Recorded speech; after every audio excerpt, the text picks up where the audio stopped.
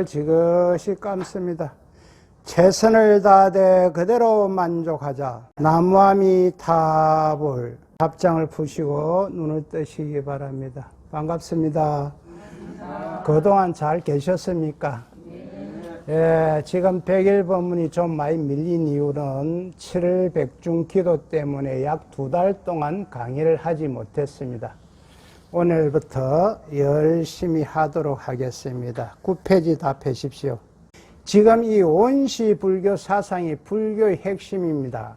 원시 불교 사상이 일어났는데요. 이 원시 불교라 하는 것은 근본 불교, 초기 불교라고도 할 수가 있는데, 원시 불교는 부처님이 인멸하신 후유 100년까지를 대충 이야기하고 있습니다. 이 100년까지는 부처님이 말씀하신 게 변하지를 않았다는 거예요. 그대로라는 거예요. 그리고 근본 불교는 부처님이 인멸하신 후 30년까지, 그러니까 부처님 직접 제자들이 살았던 그 시대를 근본 불교라고 이야기하는데, 이 원시 불교가 굉장히 중요합니다. 왜? 우리 인간이 경험하는 이 모든 것은요, 시시각각으로 변하기 때문에 무상하다. 이것을 직역을 하면은 상이 없다, 모양이 없다 이렇게 되는데, 이렇게 하면 큰일 납니다. 내가 어째 상이 없습니까? 나라는 상은 있습니다. 있는데 요놈이 시시각각으로 변하기 때문에 딱 찍어서 이것을 어떻게 이야기할 수가 없다. 그래서 무상하다. 그래서 무상하니까 시시각각으로 변하니까 고정된 실체가 없다. 그것을 무아. 이 무아를 또 직역을 하면 내가 없다 이렇게 되면 내가 어째 없는 게 있는데, 그래서 요 내라 그는 요것도 시시각각으로 변하기 때문에 고정되어 있지 않다.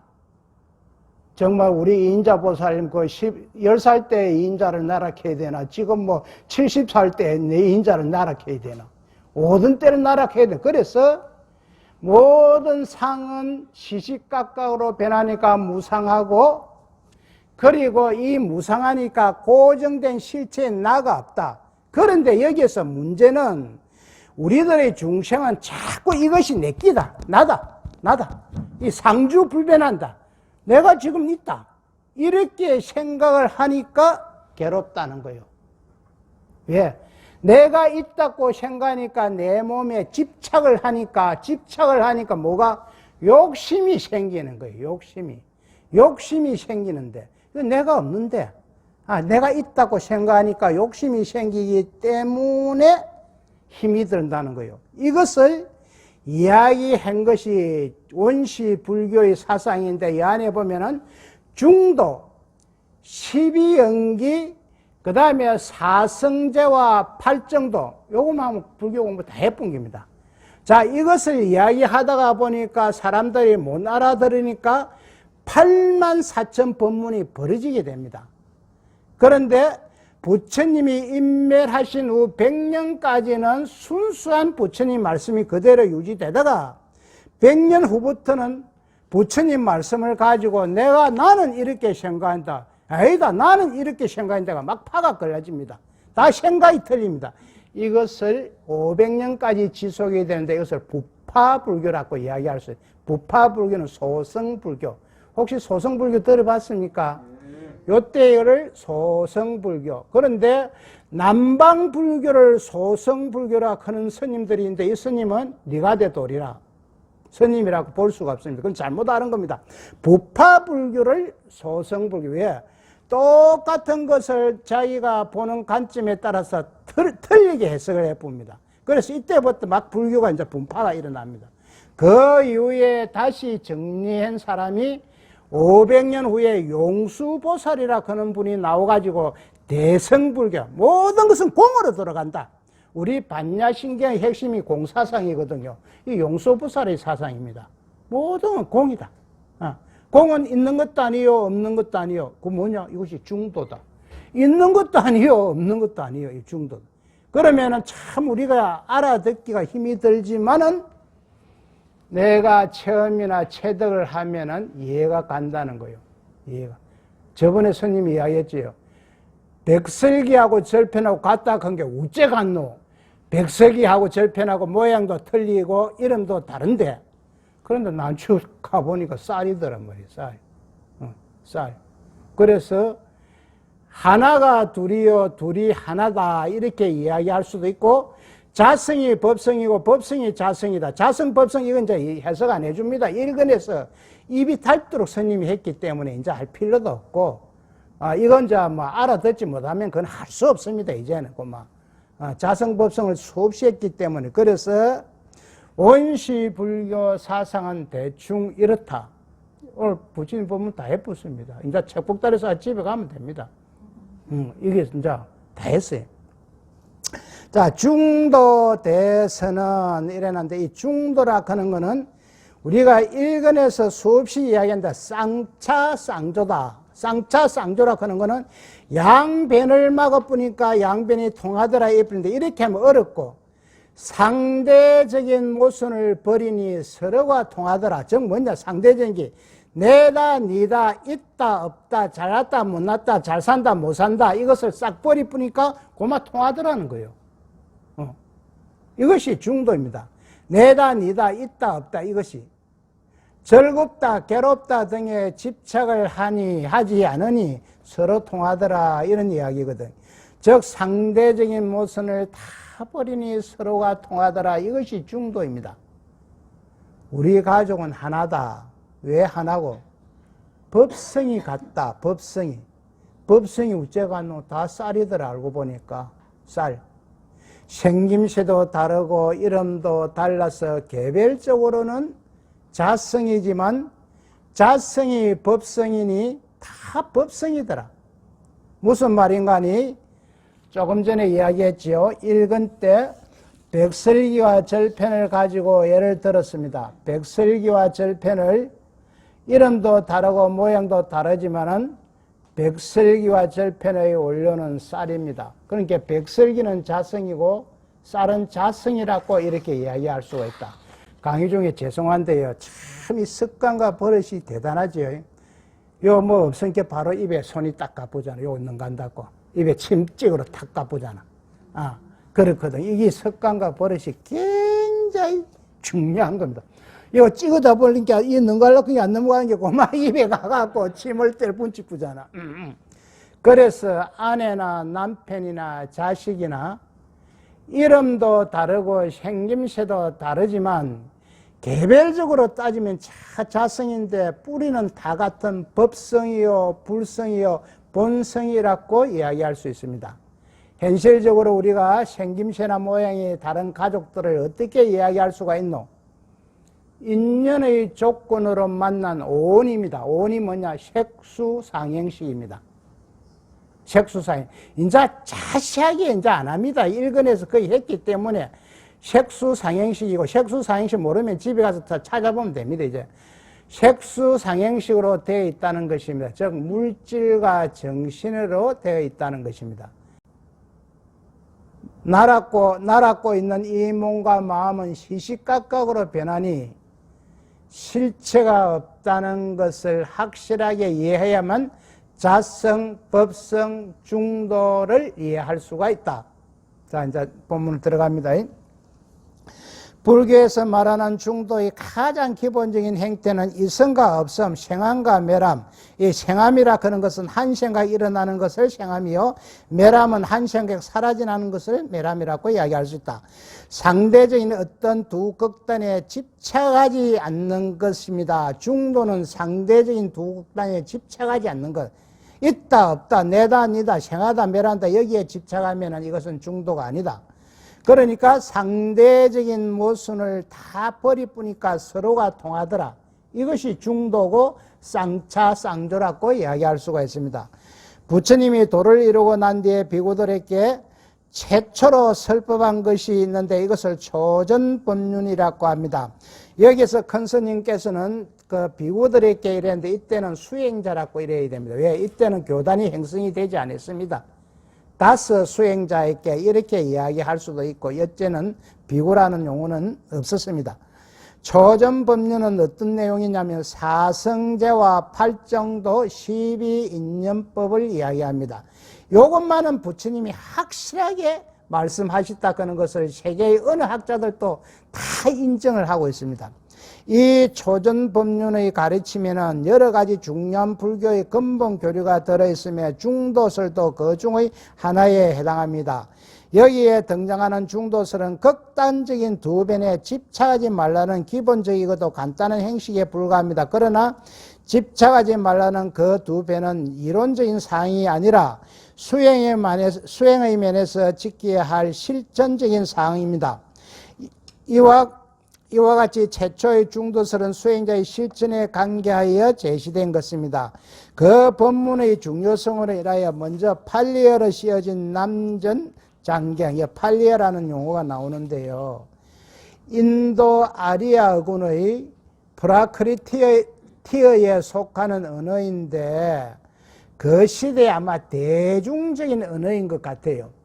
부처님은 이 대중적 언어를 가지고 중생을 설했다고 여러 경전에 나오지만은 스님이 더 깊이 들어가 보니까 확실하진 않아요.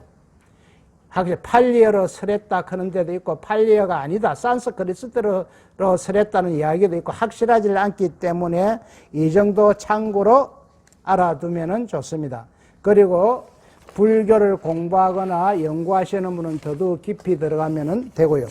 팔리어로 쓰여진 남전 장경의 번역문을 인용하여 이 남전 장경은 어디에 유행하냐면 스리랑카, 버마, 태국 이런 나라에서 즉 남방불교에서 많이 사용합니다. 번역문을 인용하고 나중에 다시 다음 장으로 넘어갑니다. 그에 해당하는 북전은 우리 한문 문화권을 이야기합니다. 한국, 중국, 일본을 이야기합니다. 북전의 한역경문을 일부 발췌해 보겠습니다. 그때 세존은 5 비구에게 말씀하셨다. 비구들의 세상에 두 변이 있으니 두 변은 양변을 이야기할 수 있습니다. 있다 없다 내다 니다 잘났다 못났다 크다 작다 두 변이 있으니 출가자는 가까이 하지 말지니라. 무엇을 그 둘이라 하는가? 첫째는 여러 욕망을 애용하고 탐착하는 일은 하열하고 비천하여 범부의 소행이요 현성이 아니고 의에 상하지 않다. 여기에서 현성이라 하는 것은 성인이라고 이야기할 수가 있습니다. 지금 첫째는 말씀한 게 여기 낙을 이야기하고 있습니다. 즐거움을 이야기하고 있고, 둘째는 스스로 번뇌하고 고뇌하는 일은 괴로움으로서 현성이 아니고 의에 상하지 않는다. 뒤에는 고를 이야기하고 있습니다. 그러니까 낙과 고를 다 버려야 된다는 겁니다. 낙과 고를, 고와 낙을. 비구들의 열에는 이 두 변을 버리고 중도를 바르게 깨달으니라. 중도는 앞에서 설명을 했지요. 쌍차, 쌍조로서. 어느 한편으로 치우친 상대적인 견해를 말하는 두 변 가운데는 선악, 유무 등 여러 가지가 있습니다. 그 중에서 여기서는 고와 낙을 예로 들었습니다. 여기에서 왜 고와 낙을 예로 들었나 하면은요, 부처님께서 고도 하시보시고 낙도 즐겨보셨습니다. 궁굴 안에 있을 때는 출가하기 전에서는 낙을 즐겨보셨고, 출가하신 후에는 고행을 많이 하셨습니다. 그래서 이 두 가지를 다 해봤다는 이야기입니다. 자, 인용한 경문에 있는 두 변 중 첫 번째는 욕망에 탐착하는 욕낙, 즉 낙을 말한 것이고, 두 번째는 고행에 집착하는 괴로움, 즉 고를 말한 것입니다. 여기서 고와 낙을 예로 든 것은 부처님 당시의 실정에 따라서 말씀하신 것입니다. 그 다음 장에 갑니다. 즉 그 당시 수행자들의 상당수가 고행을 위주로 하는 고행주의자였으면 이것을 적치설이라고 이야기할 수 있습니다. 고행주의자는요, 1권에서도 간단하게 언급했지만 이것을 이야기하려면 점변설과 적치설을 말씀드려야 합니다. 점변설은 뭐냐면 하나의 바퀴가 구름에서 변하여 일어나는 모든 것을 창조하였다는 것입니다. 그러니까 이 바퀴가 절대신 브라흐만입니다. 그 당시 인도의 사상을 지배하고 있던 바라문교입니다. 지금은 힌두교입니다. 종교적인 수행으로 볼 때는 수정주의자다 이렇게 이야기할 수가 있습니다. 그런데 점변설을 부정하고 모든 것은 독립적인 존재가 서로서로 필요에 의해 합쳐졌다는 거지. 합쳐졌다는. 그러니까 서로서로 독립적인 존재가 필요에 의해서 합쳐졌다는데 이 지금 부처님 사상과 안 맞잖아요. 부처님 사상 모든 것은 서로가 의지하고 관계 속에 있다고 했는데 여기에서는 독립적인 존재가 서로가 필요에 따라서 합쳐졌다는 것. 이것을 육사애도가 주장했다. 이렇게 이야기할 수가 있습니다. 종교적인 수행으로 볼 때는 고행주의자입니다. 즉 쌓아 모여졌다는 것이라 하여 적지설이라고 주장할 수가 있습니다. 많은 출가자들이 세간의 학약을 버릴 줄만 알고 고행하는 괴로움 이것도 병인 줄 모르고 버리지 못하지만 참으로 해탈하려면 고안락을 다 버려야 한다는 것입니다. 이 출가자들이 세간의 학약을 버릴 줄만 알고 이것은 우리들의 중생세계를 이야기합니다. 그렇게 해서 바로 깨달은 것 정덕학은 확실히 깨달았다 이런 이야기입니다. 정덕학 한 내용이 중도라는 것입니다. 어떤 사람들은 고안락을 버린다는 것이 어찌 그다지 어려운 것인가라고 생각하여 부처님이 5비구에게 고안락을 버리라고 한 것은 평범하게 말씀한 것인지 철학적으로 깊은 뜻이 있는 것은 아니라고 해석하기도 하는데 그것은 천부당만부당하다는 이야기입니다. 이 누가 성철 큰 스님이 하신 이야기입니다. 그것은 천부당만 말도 안 되는 소리 하지 말라는 이런 이야기예요. 중생이라는 존재는 참으로 바로 깨쳐서 해탈을 얻기 전에는 무엇을 대하든지 그것은 고가 아니면 낙이고 낙이 아니면 고라고 항상 양변에 머물러 있게 됩니다. 이 양변이라 하는 건 상대적인 차별의 세계, 비교의 세계입니다. 설사 열반을 성취하였다 해도 열반이 낙에 머물면 그것도 병으로서 중도가 아닙니다. 내가 깨달았다고 해도 깨달으면 머물면 그거는 중도가 아니다는 거예요.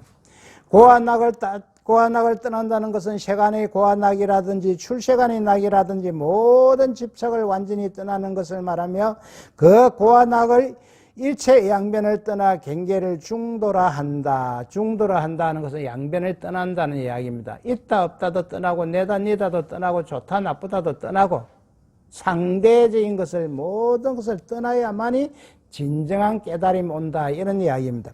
이렇게 양변을 버리고 중도를 정덕하게 했다는 이 초전법론 중도대선언이라고 합니다. 그리고 이것이 조금 더 의심할 수 없는 부처님의 근본 법륜이라는 것은 세계의 어느 학자들 간에도 이견이 없습니다. 부처님께서 다시 고하여 말씀하셨다. 세간에는 두 변이 있으니 응당 가까이 하지 말지니라. 두 변이라 하는 건 상대적인 것을 이야기하죠. 있다 없다. 첫째는 애욕을 탐하며 낙을 이야기하고 있습니다. 욕망은 허물이 없다고 말하며 두째는 사견으로 행체를 괴롭혀 도의 자체가 없습니다. 두째는 고를 이야기하고 있습니다. 이 두 변을 버리고 꼭 중도를 얻느니라. 두 변이라 하는 거, 양변이라 하는 것은 두 변, 양변, 있다 없다 상대적인 것을 버릴 때만이 중도를 얻는다. 이렇게 이야기할 수가 있습니다. 비구요 출가자는 두 변을 가까이 하지 말 것이니 고안락을 가까이 하지 말 것이니 절교 애욕을 익히거나 혹은 스스로 고행하는 것이다. 현성의 법이 아니면 현성이라 하는 앞장에서 성인이라고 이야기했죠. 성인의 법이 아니면 심신을 피로하게 하여 능히 행할 바가 아니다. 심신을 피로하게 한다는 것은 고행을 한다는 것다. 비구요 이 두 변을 제외하고 이것은 쌍차라고 이야기할 수 있습니다. 양변을 막는다 이렇게 이야기할 수 있습니다. 나서 다시 중도가 있느니라. 이 중도 선언을 이와 같이 한역의 5분율과 4분율에도 나오니 팔리어로 시즌 남전장경의 기록과 같이 명백하고 정확하지는 못합니다. 여기에서 5분율과 4분율을 잠깐 짚고 넘어갈게요. 5분율은 22개 부파 가운데 하지부에 속하는 비구, 비구니 등 5부분으로 된 율장을 이야기하고요. 이 4분율은 부처님이 돌아가신 후 약 100년 후에 상자보의 계율 가운데 4분에 거쳐 뽑아 엮은 율장을 이야기합니다. 그렇지만 부처님이 깨치신 것이 중도라는 것에 대해서는 충분한 증거가 됩니다. 남전장경 가운데서도 가장 오래된 것으로 알려진 수탄이 팠다라는 경이 있는데 그 가운데 피암도품에서 중도에 관하여 이렇게 말씀하셨습니다. 이 수탄이 팠다가요 참 중요한 경전인데요. 일근에도 이야기했지만 불교의 최초의 경전입니다. 부처님의 설법을 부처님 사후에 제자들이 모여 설법을 모아 팔리어로 되어 있는 경인데요. 여기에서 중요한 것은 수타니파타에서 중요한 것은 부처님께서 신이 아니고 역사적인 인물로 이해하는 데 중요합니다. 부처님의 예수나 마호메트나 저는 브라흐마이나 이런 사람처럼 인간인가 신인가 확실한 개념이 없는데 이 수타니파타경에서 서가모니 부처는 확실한 인간이다. 이것을 이해하는 데 가장 중요한 겁니다. 양극단에 집착하지도 않고 중간에도 집착하지 않는다. 두 극단인 두 변에도 집착하지 말고 그 가운데 집착하지 말라는 것입니다. 이것이 바로 객식을 벗어난 대장부의 행동입니다. 객식이라 하는 것은 일정한 방식을 이야기할 수가 있습니다. 많은 불교학자들은 율장에 있는 초전법륜의 중도 대선을 불교의 근본적인 출발점을 삼는데 혹 또 논란하기를 그것보다 더 앞선 경전인 수타니파타에도 중도의 내용이 있느냐 하는 반문이 있을 수 있기에 여기에 피안도품을 인용한 것입니다. 여기서 중도 대선언의 요점은요, 상대적인 것에 집착을 하지도 중간에도 집착을 하지도 말하는 이런 이야기인데 상대적인 모순을 다 버리니까 다 서로가 통하더라. 이것이 중도의 요점입니다. 내다 니다 있다 없다를 다 버리니까 내다 니다가 통하고 있다 없다가 통하더라는 것입니다. 앞으로 중도라는 말이 수없이 나오는데요. 이것만 기억하시면 됩니다. 내다 니다 있다 없다 잘났다 못났다를 싹 다 떠나보니까 내다 니다도 통하고 있다 없다도 통하고 잘 산다 못 산다도 다 통하더라. 다음에 넘어갑니다. 팔정도. 이게 팔정도가 중도요, 중도가 팔정도라 했는데 불교를 믿는 사람은 불교의 핵심이 뭔가 어느 정도 알아야 됩니다. 엄마와 절에 가요. 너가 잘 때 걸어. 이거는요, 절에 올 필요 없습니다. 이거 당산나무 같은 빌어도 너가 잘 때 걸어 빈다. 이렇게 하면 됩니다. 지나가다 개똥밭에서 개똥한테 빌어도 와, 그 개똥밭에 살살 비비고 있어. 너가 잘 때 걸어 안 하나? 말은 되거든요. 그래서 불교를 믿는 사람은 이 불교의 핵심이 돼서 어느 정도는 우리가 알아요. 다 알 필요는 없으나 간단한 빼가지 정도는 알아야 된다는 거예요. 어저께 내가 우리 동네 신도하고 지나가다 인사를 하니까 갑자기 할매가 지나가다가 갑자기 예수를 믿으시다. 예수를 안 믿으면 지옥 간다. 이렇게 해보더라고. 깜짝 놀랐어. 우리 동네에 우리 절에 오는 사람하고 등산 갔다 만나 서로 인사하고 있는데 옆에 서로도 예수를 믿으시다. 예수를 안 믿으면 지옥 간다는 거예요. 자, 그런 사람이 나쁜 사람입니까? 좋은 사람입니까? 나는 좋은 사람이라고 이야기할 수 있습니다. 왜? 그만큼 자기가 믿는 종교가 좋고 자기들이 그렇게 말이 튀어나올 때까지 얼마나 연습을 했겠습니까? 연습을. 어시장에 가면 그 불신지옥이라고 들고 다니는 그 아저씨도 있어요. 왜? 얼마나 그분을 나쁘게 생각하면 안 됩니다. 자기가 믿는 종교가 최고다. 그러니까 너것도 우리 종교를 믿어라. 어떻게 보면 나쁘지만 어떻게 보면 가장 그분들이 공부를 열심히 하고 바르게 나가는 사람입니다. 그런데 나는 지나가다가요, 멀리 짬찌서도 부처님을 믿으라 그런 사람 한 사람도 못 봤어. 한 사람도. 왜? 장사하는 집에도 절에 다니는 것들 달력을 숨가. 손님 안 온다고 숨가더라고. 이야, 참 세상이 이상하게 됐구나. 신가. 그런데 병원이나 어디 가도요, 교회 다니는 사람은 그 십자가, 묵주, 딱 걸어놨고 당당하게 합니다. 당당하게. 자, 가다가 약간 살짝 의문대로 갔는데, 자, 팔정도 이 좀 중요한 겁니다. 팔정도는 원시불교의 주요 교리로서 출가 수행자나 세송인이 바른 삶을 영위하기 위하여 지켜야 할 지침으로 알려져 있습니다. 원시불교는 아까 뭐라 했습니까? 부처님 인매 후 100년까지를 이야기할 수가 있는데 그 안에 보면은 초기 불교, 근본 불교도 다 포함할 수도 있다. 그래서 부처님 인매 후 100년까지는 부처님의 말씀이 하나도 손상이 안 되고 그대로인데 100년 이후부터 변하기 시작합니다. 왜? 사람마다 다 입장이 틀릴 뿐. 나는 이렇게 본다. 니는 그렇게 본다. 이래가 파가 자꾸 생길 뿐입니다. 그것이 언제까지? 500년까지 생깁니다. 500년 후에 용수보살에서 또 대성불교가 정립이 되고 그렇습니다. 그러나 팔정도의 의미는 이 정도면 국한되는 것이 아닙니다. 팔정도는 글자 그대로 8가지의 바른 길이라는 뜻이므로 여기서는 한 어느 쪽도 치우치지 않는 바른 길을 뜻하는 중도 사상이 드러나 있습니다. 중도 사상이 팔정도입니다. 팔정도가 중도예요. 중도가 팔정도라고 이야기할 수 있습니다. 부처님은 확실하게 팔정도는 꼭 중도라고 단언하신 것입니다. 여기에서는 남전의 율장에 있는 초전법륜의 기록을 인용해 봅니다. 왜 초전법륜이 자꾸 나오냐면 이 초전법륜이라 그런 거 1장에서 설명했지요. 1권에서. 왜? 부처님이 법의 밖에를 맨 처음 굴렸다. 이렇게 이야기하면 그건 부처님이 5 수행자에게 맨 처음 법문을 설하셨다. 이것이 초전법륜입니다. 그 핵심 내용은 사성제와 팔정도인데 이 사성제와 팔정도만큼은 부처님의 진실이다. 진설. 부처님이 친히 설한 것이다. 그럼 지금 내가 이야기할 때 저번에 이야기했죠. 하한경이니 법화경 이어요.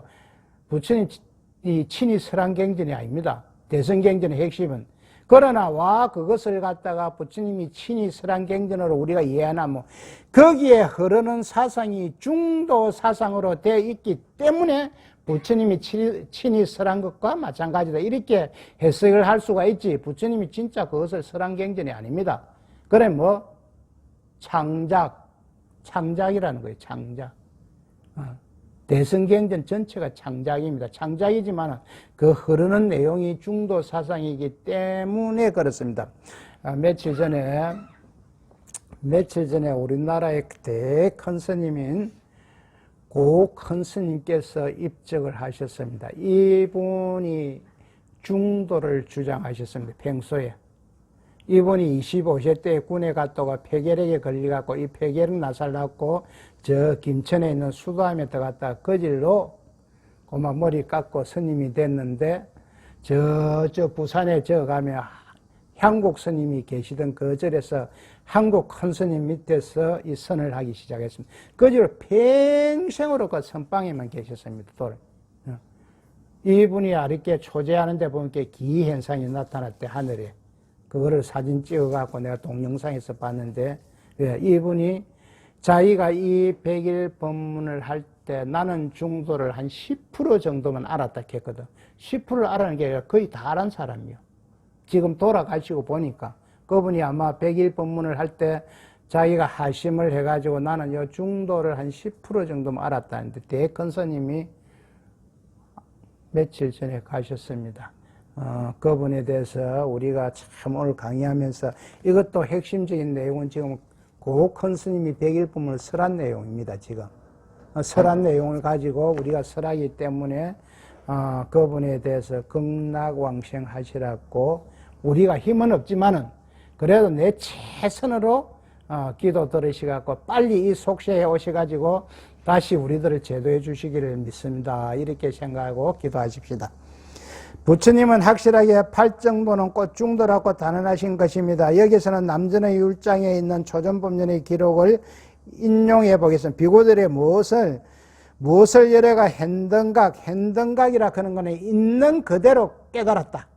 확실하게 깨달았다. 철저하게 깨달았다. 이 소리를 현등각이라고 이야기합니다.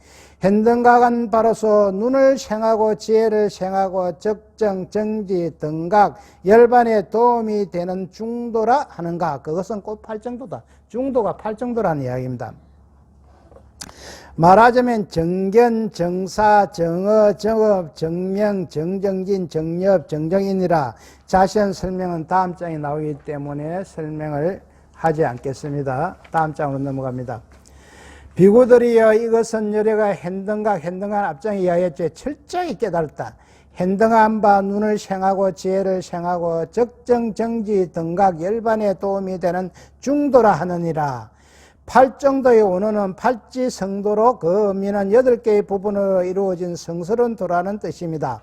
먼저 정견, 바른 견해. 이 정견만 하면은 팔정도는 다 행깁니다. 정견이라 하는 것은 있는 그대로 보는 것이거든요. 내 감정이 움직이기 이전의 자리에서 있는 그대로 보는 것이기 때문에 팔정도에서 이 정계만 하면은 부처가 되어보는 겁니다. 그 밑에 7가지는 알 필요도 없어요. 자동으로 따라오게끔 되어 있습니다. 있는 것.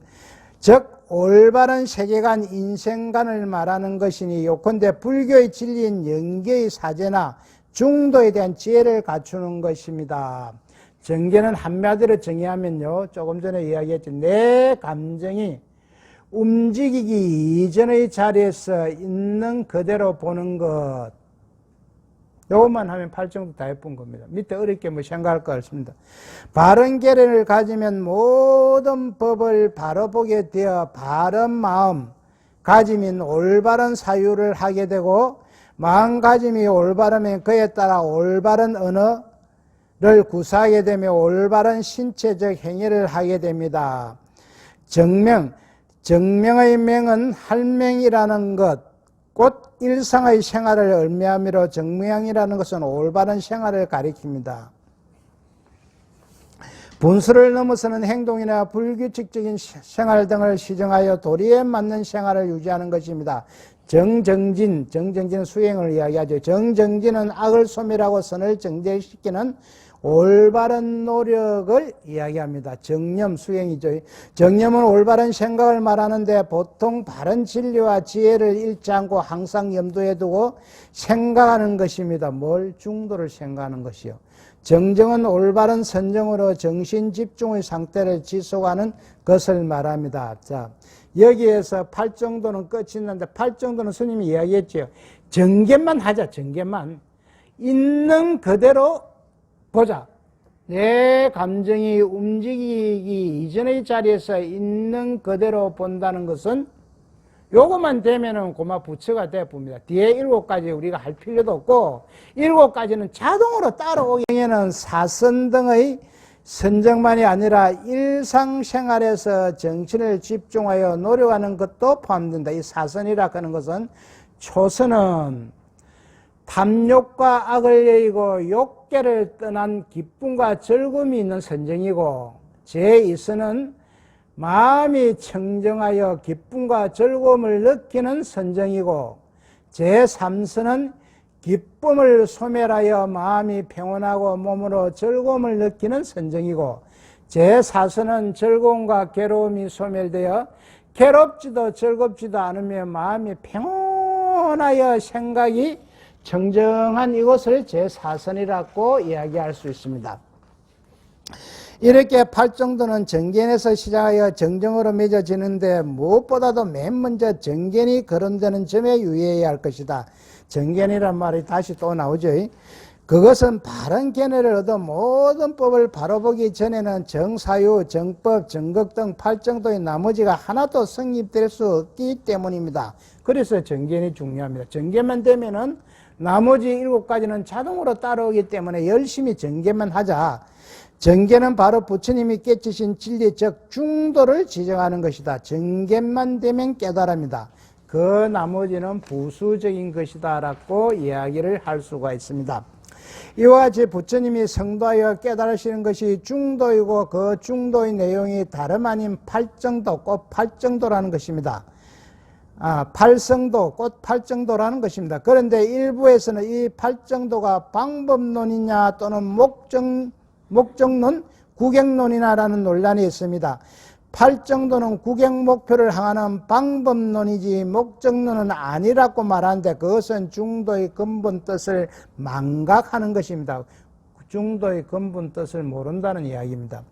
부처님은 확실히 중도를 바르게 깨달았다고 하셨지, 중도를 닦아서 바르게 깨달았다고 말씀하시지 않았습니다. 그래서 여기에서는 팔정도는 방법론의 무게를 두고 있습니다. 궁극적으로 중도를 바로 깨친 그 사람이 부처이므로 중도의 내용인 팔정도는 목적론인 것입니다. 방법론이요 목적론이다 이렇게 이야기할. 그러므로 팔정도는 이와 같이 목적론적 구경론적 의미를 내포하지만, 한편으로는 가치관이나 인생관이 전도되고 근본과 지말이 앞뒤라는 이야기입니다. 지말이 뒤섞인 여기에서는 올바른 삶의 방향의 지침이기도 하므로 방법론적으로 적용하는 것도 일리가 있는 것입니다. 그러니까 방법론이냐 목적론이냐 구객론이냐 따지지 말라는 거예요. 다 안에 다 들어가 있다는 거예요. 다 안에. 방법론이라 해도 맞고 목적론이라 해도 맞고 구객론이라 해도 맞고 이게 다 따지죠. 이것이다고 할 때 이미 부처님 법은 38,000일로 달아놨거든요. 아무리 착한 일을 해도 그 착한 일만 강조하면은 그거는 부처님 법이 아니라는 거예요. 착한 것도 버려야 된다는 거예요. 악한 것도 버리고 착한 것도 버리고 양변을 다 버려야만이 부처님의 법을 알게 된다는 거예요. 자, 이 팔정도가 중도인데요. 어느 한쪽에 지우치지 않는 바른 길을 뜻하는 것입니다. 여기에서는 실천을 강조하고 있습니다. 여기에서 가장 중요한 것은 정견인데 정견은 있는 그대로 보자. 내 감정이 움직이기 이전의 자리에서 그대로 보자. 이것이 정견입니다. 이것만 바뀌면 끝나쁘는 겁니다. 그 나머지는 정견만 되면 다 됩니다. 정견이 중도이기 때문입니다.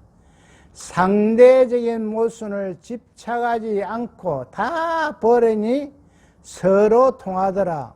앞장에서도 말씀드렸죠. 이것이 안 되기 때문에 우리가 중생이거든요. 중생이거든. 내다, 니다, 있다, 없다, 잘 산다, 못 산다, 커다, 작다, 잘났다, 못났다로 와 그런다면 집착하기 때문에 우리가 중생이거든요. 그러니까 우리가 깨우치기 전까지는 이것을 부정할 수는 절대 없습니다. 부정할 수는 없으나 우리가 깨우치고 바른 길을 나아가기 위해서는 내 마음을 수행을 해가지고 훈련하고 수행을 해가지고 이것을 뛰어넘어야 합니다. 뛰어넘지 않고서는 중생의 삶에 살다가 그렇게 가야 됩니다. 어쩔 수 없습니다. 방법이 없습니다. 방법이 없습니다. 지금은 여기서 어느 정도 그렇구나 해도 요 삽잡밥은 나오면 막 지나가다 돈 1,000짜리 하나 흘려 있으면 서로 주려고 다이빙 해붙긴데 다이빙하면 다치 보면 또 돈 더 많이 들끼고 그것이 우리들의 욕심입니다. 그것을 우리가 부정할 수는 없습니다. 부정할 수는 없으나 딱 뛰가다가 돈 1,000원짜리 주려고 다이빙을 딱 하려고 하다 그래 하고 딱 멈출 줄 아는 것이 내 마음을 훈련시키는 것입니다. 다음에 12연기요. 12연기 원시 불교에서 말하는 중도 유행은 앞에서도 일부 고찰한 바와 같이 여러 가지가 있으나 이제 무엇보다도 이미 깊고 다시금 새롭게 인식해야 할 것은 연기에 입각한 중도설입니다. 연기라 하는 것은 서로가 의지하고 관계 속에 있다. 중도는 상대적인 모순을 다 버리니 서로가 통하더라. 이거 여러 수십 번 나오는 이야기죠. 그래서 연기라 하면은 서로가 의지하고 관계 속에 있다. 내와 네가 별것이지만은 별것이 아닙니다. 어떻게 우리가 살락하면은요, 미워도 이 세계 안에서 관계를 맺고 살아야 됩니다. 내 혼자는 살 수가 없고 독불장군이 있을 수가 없습니다. 아랫게 이야기 들어보니 간이 안 좋아서 죽었다 그래. 그럼 간이 그러면 간이 다 그 연결이 다 돼가 있으니까 간 하나만 안 좋아도 죽는 기라. 그거 띠내삐리면 되는데 별개인 것도 띠내삐리면 되는데 다 안에 연결이 다 돼가 있고 관계가 있다는 거지. 서로가. 그것이 뭐냐? 연기다.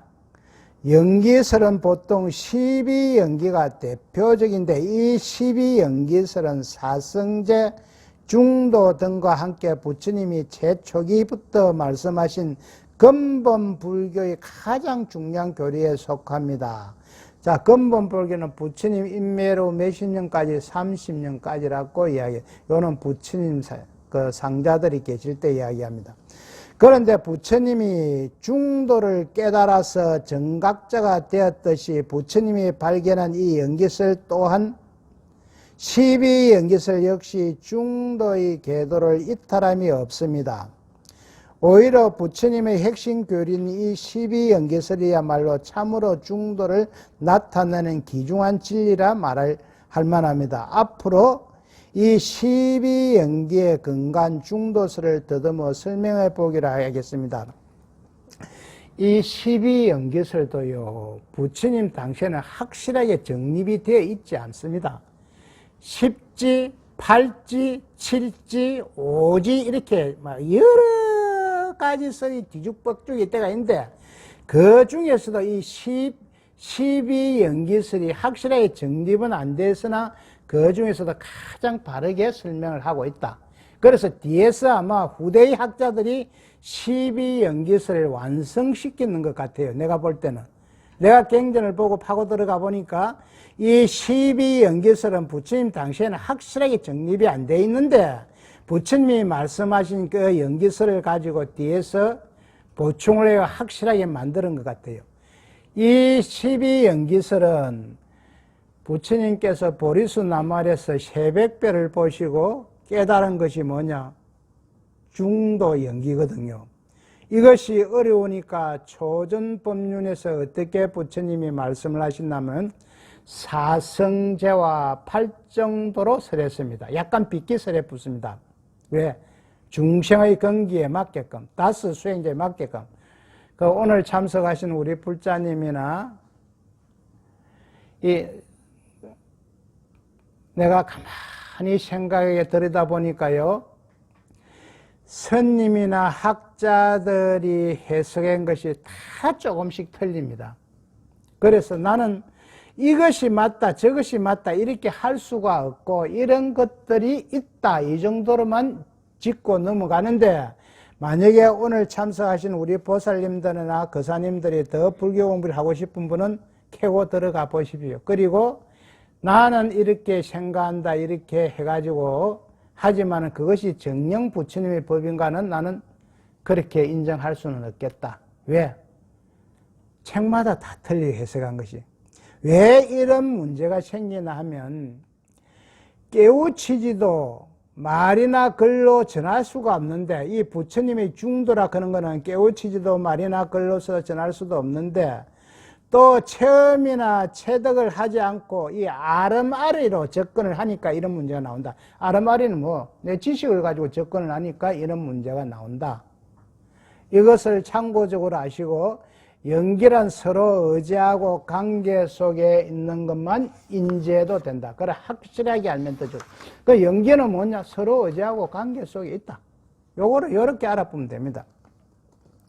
12연기의 근간 중도설을 가장 분명히 설명한 경전은 원시 경전 가운데서 지적한다면 우선적으로 가전연경을 뽑힐 것이다.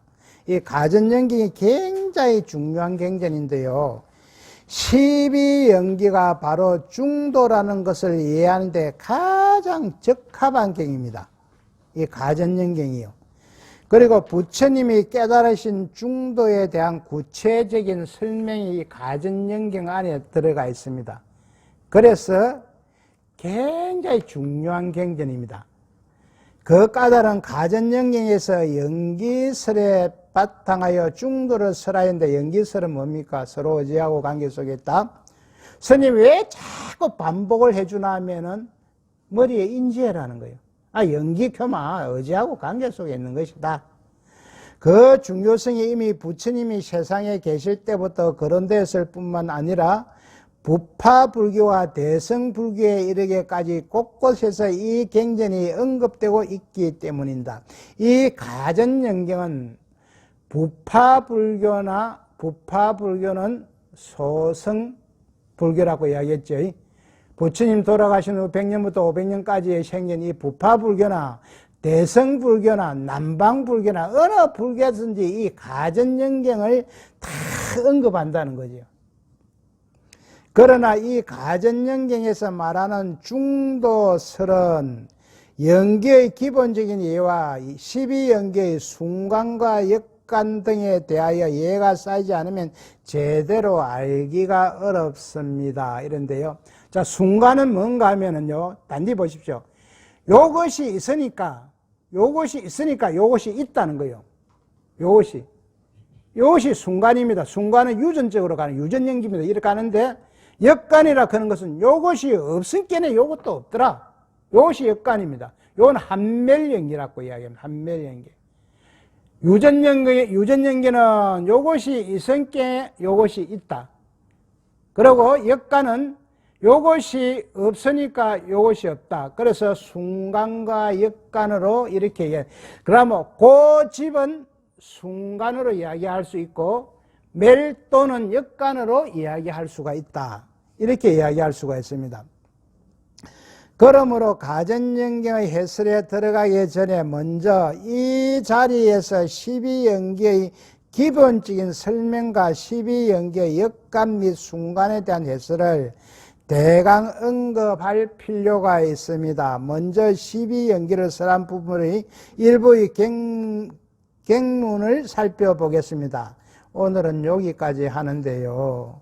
우리가 불교를 믿는데 한 개라도 알아야 되거든, 한 개라도. 그래서 이 책을 가져가가지고 몰라도 좋으니까 자꾸 읽어만 오면은 됩니다. 그러면은 읽어만 오면은 스님이 하는데 이해가 갑니다. 가장 중요한 이 백일법문. 엊그제 인멸하신 고 큰 스님께서 성절 큰 스님이 선문정로를 쓰시고 나는 부처님 밥값을 했다 했는데 고 스님이 판단을 하기로 성절 큰 스님은 이 백일법을 쓰고 부처님 밥값을 했다. 자기는 그렇게 생각한다는 거예요. 그래서 불교를 믿는 사람의 이게 교과서라는 겁니다. 이 백일법은. 그런데 이건까지만 중요하지요. 상근부터는 우리가 안 해도 되는 게 함종이니 천태종이니 이런 거 굳이 각 종파에 이러면 굳이 우리 공부할 이유도 없지만은 이건까지는 우리가 확실하게는 알아야 됩니다.